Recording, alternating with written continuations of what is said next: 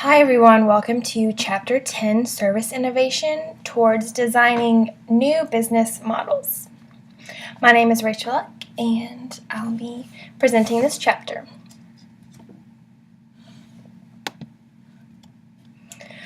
So for the discussion, kind of the overall topic we'll be discussing is how to deal from a business perspective with the demographic change.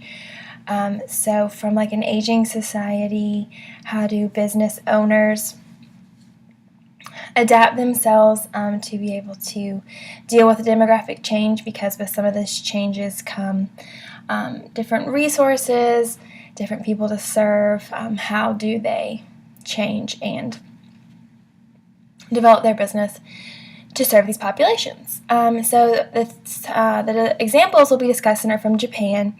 So there'll be 7-Eleven and YTT, Yamato Transports, and how they implemented new business plans alone and as well as together to kind of utilize service innovation and deal with the demographic change in Japan.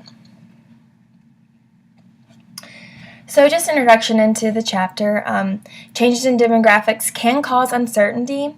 So the book discusses how aging societies have changing resources. Things are different. There's less demand for certain products and more demand in other areas. Sometimes lacking quality of supply for all ages, not just older adults. So change in demographics can be good, though. Opportunities for new ideas, products, and services can be developed, new markets to serve. This can mean more revenue if you adapt to that, and adaptations of existing products or services. So like taking something that already exists and tweaking it a little bit to meet the needs of certain demographic. So aging societies and business issues. The book states that this current generation is the richest one ever, and I think we definitely learned that in this class through the talks with the AARP guy in the beginning of the semester. But the book says that exactly 40% more disposable income than the previous generation. So this is a good thing, and it's a big market. They have lots of money to spend. The book talks about them being flexible and demanding, and I thought about this for a little bit. Flexible and demanding, two different words, but this really offers an opportunity to create different things and meet their needs. So the way I thought about this was they're flexible with certain things, but they definitely want what they want. So new business models need to address the demand for wealth and security. Like I said previously, it's kind of like flexible and demanding. This generation has lived through post-war, Cold War times. They've accumulated this wealth and they don't want to lose it, so they want to keep their wealth and have security. They also want adventurous and healthy experiences, social activities. So if business owners can adapt, keep these things in mind, it'll definitely help create their service.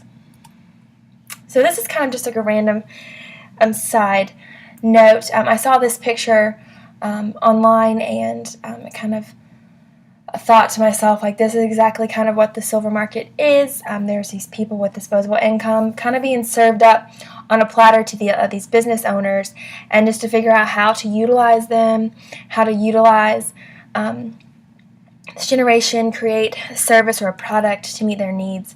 It's kind of really just right there in front of you. It's just sitting there, and you just have to figure out how to adapt and use it. So that was just kind of something I just thought would be cool for people to see. Back to the chapter, service innovation and why it matters. Service economies, their growth in services is the most important for economies. Service innovation renews growth and advances countries. can prolong growth in countries still relying on manufacturing. So if you have a lot of production going on, developing some services can help the economy. So for the aging markets, the elderly population 65 and above is 7.4%. And so this just tells us that societies all over the world are aging. And 14% means aged societies. So the world will be aged by 2040. That is major. Older adults, they want to maintain these lives that they have, but who will support them if we're not having as many children as were had in their generation? Are we going to be able to support them? So this is an issue in Japan because younger generations are moving away to find jobs elsewhere because people have stayed in the workforce so long. People haven't been able to find jobs. So it's really important with these aging societies to be able to maintain both elderly and younger generations to grow economies and societies. So service innovation. I'm going to talk about the top part a little later. Services are difficult to manage production and consumption because production and consumption are simultaneous. We'll talk about that more in the next slide.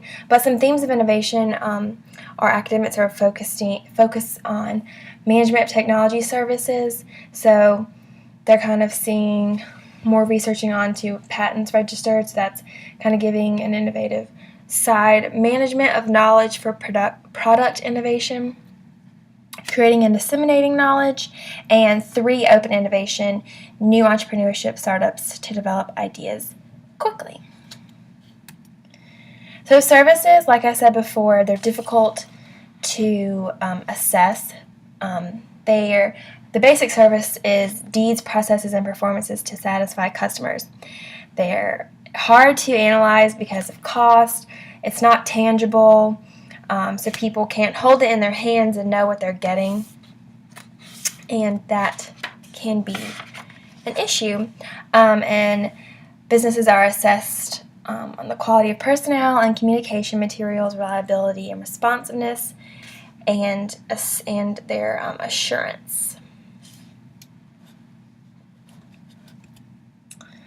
So some types of services are generic, basic services, specialized services, which are superior, customized services, which are strategic and specific to that customer.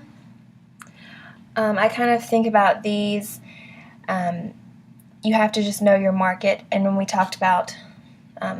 I talked previously about this generation being flexible but demanding, I can see it in these type of services whereas these older adults may want a specialized service but may be flexible in the time, but they know what they want and they expect it to be quality, a quality service and good performance in customer service. So changing business models with service innovation.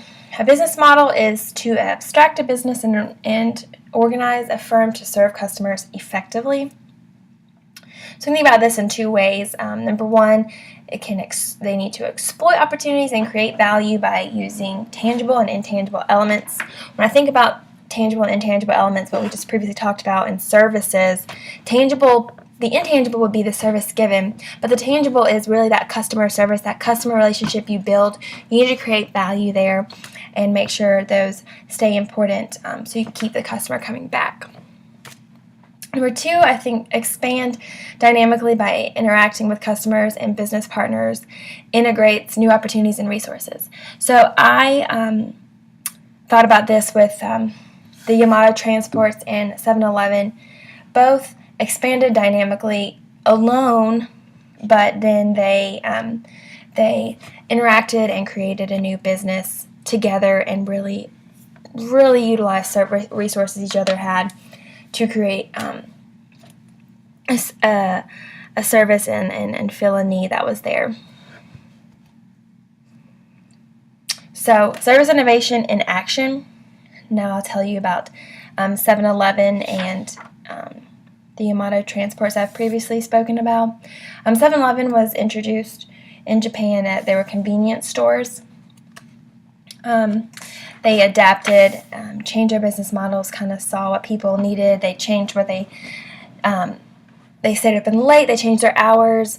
They took their demographic area and kind of kept things that those people might need more often in their stores, maybe even things like shampoo, things like that you would normally find at a gas station convenience store. So service innovation allowed them to develop to the demographic areas and carry exactly what people needed. It was good for the silver market because convenience stores help older adults fulfill their own tasks, so they don't feel the need to call someone to go pick something up for them. They can walk down there themselves. Kind of gave them something that they could do without asking for help if they needed it. Yamato transports, and I'm not going to attempt that last word, but they were a delivery system. Excuse me. And they changed the way they delivered and the people they delivered to become so much more efficient. Their CEO took their business model and really utilized service innovation. It changed the way they assisted customers and became more effective. They always delivered on time, things of that nature. In the silver market, they helped older adults fulfill their needs, their delivery and needs, because maybe they needed a medicine at a certain time. They made sure it was there and definitely helped out in the silver market. So these two companies decided to get together, create 7-Meal Service. It's a combination of 7-Eleven and YTT. They partnered together to deliver and serve meals by distributing them through 7-Eleven as well as YTT delivering straight to people's houses. This service innovation helps the silver market because it eliminates older adults having to prepare their own food or leave to go get food. They can either walk down to the convenience store or have meals sent to their house. 7-Eleven and YTT saw a need and changed and tweaked their business models to seize the opportunity. So the takeaways I want people to remember are: service innovation is about adapting to the changing demographics and seizing opportunities the growing silver market can create for you. Service innovation has the potential to create value and meet the requirements of wealthy customers who will experience difficulties with age. People are going to age. They're going to need certain services. It's important to utilize service innovation. And innovation is an effective way to create and develop new business models that withstand disruption. And that is the end of my presentation. I hope you all enjoyed it, and thank you so much.